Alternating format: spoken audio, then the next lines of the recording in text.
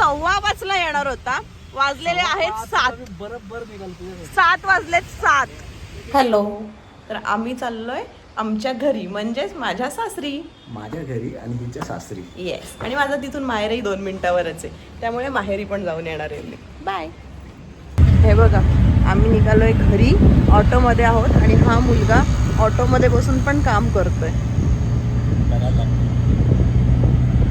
आम्ही ट्रेनमध्ये बसलेलो आहोत. खारघरपर्यंत ट्रेनने जातोय आणि तिथून आमचे फ्रेंड्स आम्हाला पिक करणार आहेत आणि मग आम्ही आमच्या घरी जाणार आहे.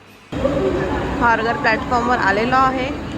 हा बघा, हा असाच इकडे तिकडे भटकतोय बॅग घेऊन माझी, बिकॉज आमचे फ्रेंड्स येत आहेत, सो आम्ही त्यांची वाट बघतोय. फ्रेंड्सने एक वेळ दिली आहे आणि त्या वेळेवर बरोबर आलेत. असं कधी होणार आहे का? तसंच काहीसं आमच्यासोबतही झालं आहे. म्हणून चहा पितोय, फ्रूट प्लेट खातोय, असं करून आम्ही आमचा टाईम घालवतोय, कारण की आमचे फ्रेंड्सही लेट झालेले आहेत. त्यानंतर आम्ही परत प्लॅटफॉर्मला आलो आणि तिथे बसून 1 तास नुसता टाईमपास केला, स्क्रोलिंग अँड ऑल. आणि आमचे फ्रेंड्स अजूनही आलेले नाही आहेत. यांची वाट बघण्यामध्ये जवळजवळ 1.5 तास गेला. हा पाऊस पण आला, पण हे लोक काही अजून आलेले नाही आहेत. हा माणूस 5:15 येणार होता. वाजलेले आहेत 7. बरोबर निघाल 7 वाजलेत 7. आणि हे मी दोघांसाठी आणलेलं, पण रिया तू एकटीच घे.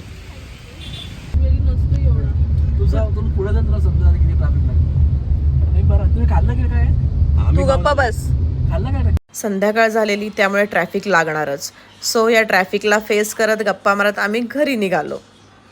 आणि फायनली आम्ही 8 वाजता आमच्या घरी पोचलो. त्यानंतर जेवलो आणि नंतर लगेच माझ्या माहेरी गेलो. यांना कोणालाही माहीत नव्हतं मी येणार आहे, बिकॉज मी सांगितलं होतं की मी उद्या येते. सो ह्यांच्यासाठी हे खूप छान सरप्राईज होतं. सगळे खुश होते मी आली आहे म्हणून. ही आमची शरू मस्त गेम खेळत होती, मी तिला घेऊन आले होते गेम हा, म्हणून ती खुश होती. त्यानंतर मी आमच्या या गोटूला भेटले. हा आमचा कुत्रा. ह्याच्याशी थोडीशी मस्ती केली, खेळले.